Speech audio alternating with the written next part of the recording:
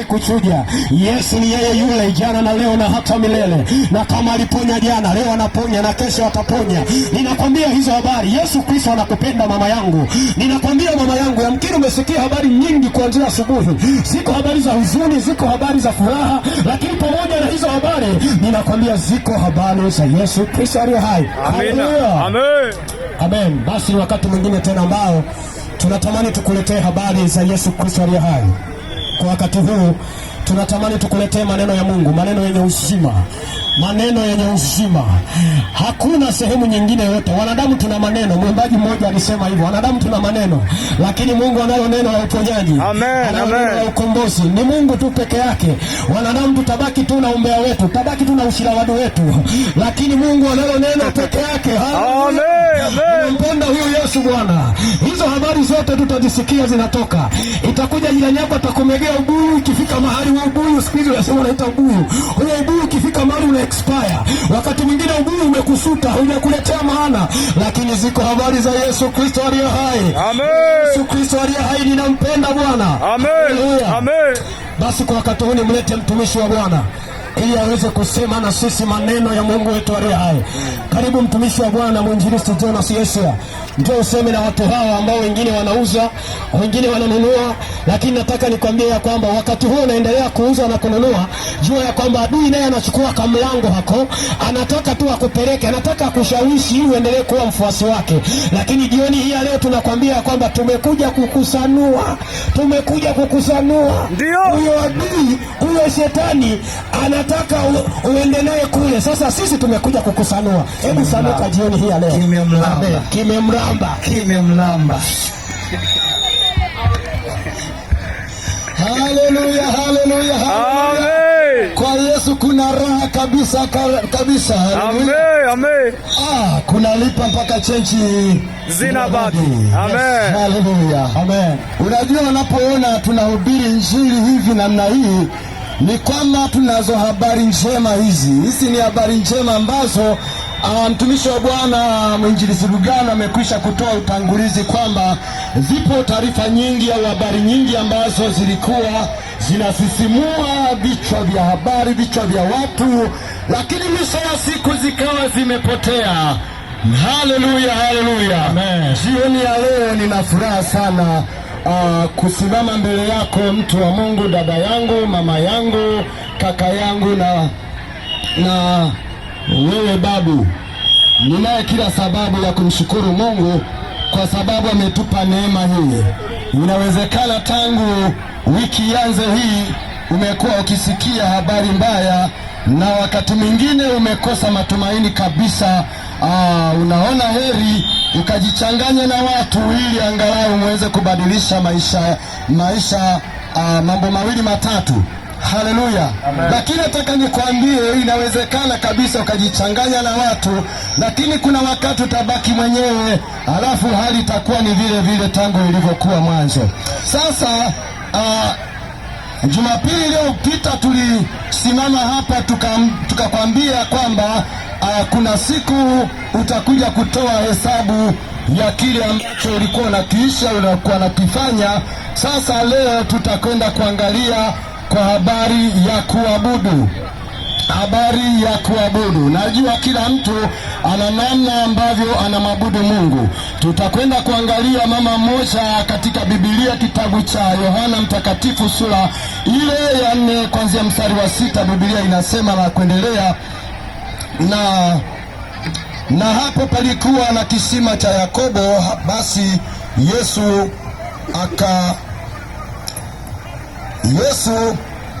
kwa sababu amechoka kwa safari yake akaketi vivi hivi kisimani, nayo ilikuwa ni saa 6. Akaja mwanamke Msamaria kuteka maji. Yesu akamwambia, nipe maji ninywe, kwa maana wanafunzi wake wamekwenda mjini kununua chakula. Basi yule mwanamke Msamaria akamwambia, imekuwaje wewe Myahudi katika kutaka maji kwangu, nami ni mwanamke Msamaria? Maana Wayahudi hatuchangamani na Wasamaria. Yesu akajibu akamwambia, kama ungalijua karama ya Mungu, naye ni nani akuombaye nipe maji ninywe, ungalimwomba yeye, naye angelikupa maji yaliyo hai. Yule mwanamke akamwambia, Bwana, huna kitu cha kutekea na kisima ni kirefu, basi umeyapata wapi hayo maji yaliyo hai? Je, wewe umkubwa kuliko baba yetu Yakobo aliyetupa kisima hiki, naye mwenyewe akanywa maji yake na wanawe pia na wanyama wake? Yesu akajibu akamwambia, kila anywaye maji haya hataona kiu tena, walakini yeye atakayekunywa maji yale nitakayempa mimi hataona kiu milele, bali yale maji nitakayompa yatakuwa ndani yake yatakuwa chemichemi ya maji yabubujika uzima wa milele. Yule mwanamke akamwambia, Bwana, unipe hayo maji nisione kiu tena, nisione kiu. Yesu akamwambia, nenda ukamwite mumeo uje naye hapa. Yule mwanamke akajibu akasema, sina mume. Yesu akamwambia, umesema vyema, sina mume, kwa maana umekuwa na wanaume 5, na yule naye sasa siye mume wako. Hapo umesema kweli. Yule mwanamke akamwambia, Bwana, naona ya kuwa unabii. Baba zetu waliabudu katika mlima huu, nanyi husema ya kwamba huko Yerusalemu ni mahali patupasapo kuabudia. Yesu akamwambia, mama, unisadiki, saa inakuja ambapo hamtamwabudu Baba katika mlima huu wala kule Yerusalemu. Ninyi mnaabudu msichokijua, sisi tunaabudu tukijuacho, kwa kuwa wokovu watoka kwa Wayahudi. Lakini saa inakuja, nayo sasa ipo, ambayo waabuduo halisi watamwabudu Baba katika roho na kweli, kwa maana Baba awatafuta watu kama hao wamwabudu. Mungu ni roho, nao wamwabuduo yeye imewapasa kumwabudu katika roho na kweli. Yule mwanamke akamwambia, najua ya kuwa yuacha Masihi aitoe Kristo, naye atakapokuja atatufunulia mambo yote. Yesu akamwambia, mimi nisemaye nawe ndiye. Baba Mungu, katika jina la Yesu Kristo aliye hai, mwenye mamlaka yote, Bwana mabwana, mfalme wa amani, umetupa mamlaka Bwana juu ya falme zote na mamlaka yote na nguvu za kila namna, tukiharibu na kunyamazisha kimya, kwa sababu wewe popote unapotawala hakuna mtawala mwingine yote ambaye anaweza kasimama. Bwana Baba, livuvie neno lako hili Bwana, likafanyike Bwana, likafanyike baraka, likageuze Bwana Mungu mioyo ya watu wengi, kwa jina la Yesu Kristo. Nami Bwana unakwenda kunitumia kwa ajili ya utukufu wako. Haleluya! Wote tuseme amina. Amen. Mahali ambapo nimesoma Biblia tumeangalia katika kitabu kile cha Yohana, Injili ya Yohana, mahali ambapo kulikuwepo na mwanamke mmoja ambaye yeye alikuwa ni Msamaria, alikuwa ni mtu wa kabila lingine, na akakutana na Yesu pale. Kulikuwa na kisima ambacho kilikuwa kinaitwa cha Yakobo, na Yesu kwa sababu ya safari na wanafunzi wake walienda mjini kutafuta chakula, na wakati ule Yesu akiwa amechoka akaenda kukaa pale kwenye kile kisima cha Yakobo kilikuwa kinaitwa kisima cha Yakobo kwa sababu huyo Yakobo ndiye aliyechimba kile kisima. Haleluya! Kwa hiyo akakaa pale, ilikuwa ni mida ya saa 6 mchana. Biblia inasema wakati akiendelea kukaa pale, akaja mwanamke mmoja ambaye alikuwa anatokea Samaria. Yule mwanamke alikuwa na mtungi wake kwa ajili ya kuchota maji, na Yesu alipomkuta Yesu pale, Yesu akamwomba yule mwanamke maji, akamwambia, mwanamke, naomba unipe maji ninywe. Yule mwanamke akamtizama kwa sababu aliona huyu mtu ni mtu wa kabila lingine. Je, inawezekanaje basi aombe maji kwa mtu ambaye sio kabila lake?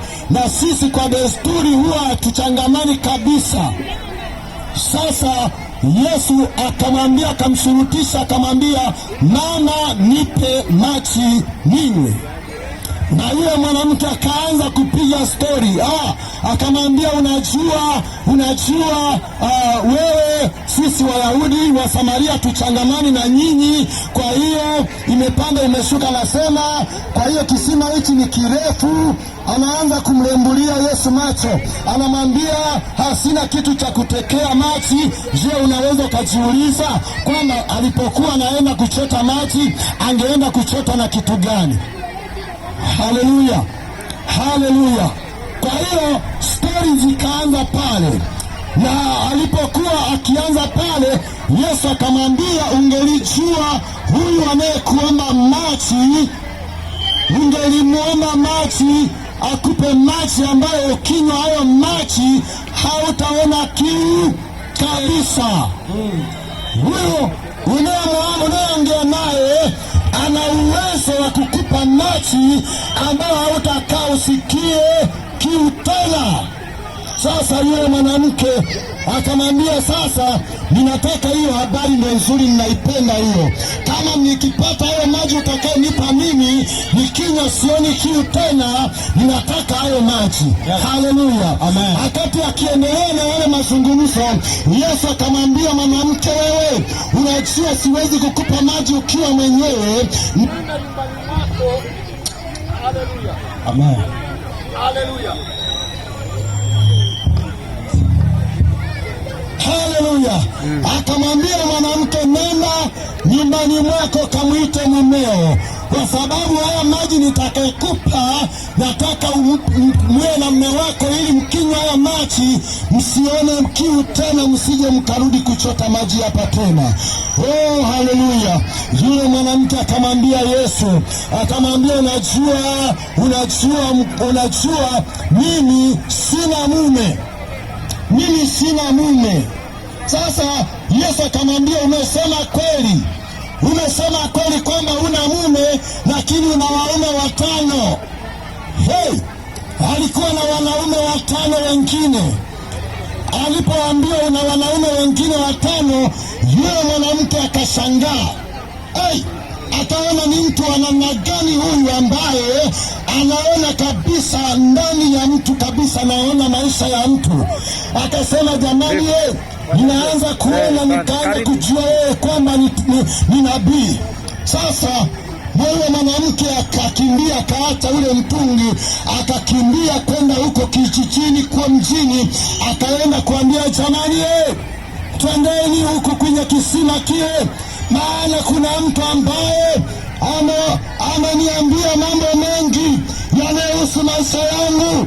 Haleluya, amen. Haleluya, amen. Haleluya, amen. Yesu akamwambia mwanamke yule, nenda kamwite mume wako. Sikiliza, ana waume 5 na yeye alikuwa ni mtu wa ibada. Haleluya, amen. Na Yesu alikuwa ni mwanaume wangapi? wa 6. Kwa hiyo ameshazoea kuwalembulia macho wengine pamoja. Unajua kitu ambacho tunaweza tukajifunza hapa, anamwambia Yesu hivi, sisi huwa hatuchangamani. Sisi tuna baba yetu ambao katika mlima ule huwa tunaendaga kumwabudu Mungu huko. Haleluya, amen. Tunaendaga kumwabudu Mungu kule. Sikiliza, kumbe Unaweza ukawa unaabudu alafu una wanaume 5. Hebu muulize jirani yako, wewe una wanaume wangapi? Haleluya, amen. Muulize jirani yako, pamoja na unaabudu una wanaume wangapi? Amekwambiaje? Haleluya, haleluya, amen. Haleluya, haleluya, amen. Haleluya, haleluya, amen. Kumbe dini, unaweza ukawa mtu wa dini lakini bado una mpango wa pembeni. Kumbe una wanaume 5, una wanaume wengine wengi. Haleluya, amen. Yesu anataka kuonyesha njia, namna ambavyo watu wanaweza wakaabudu Mungu. Haleluya, haleluya, haleluya. Akamwambia mwanamke, wewe unasumbuliwa na tamaa ya mwili, unasumbuliwa na tamaa ya ukahaba. Leo umefika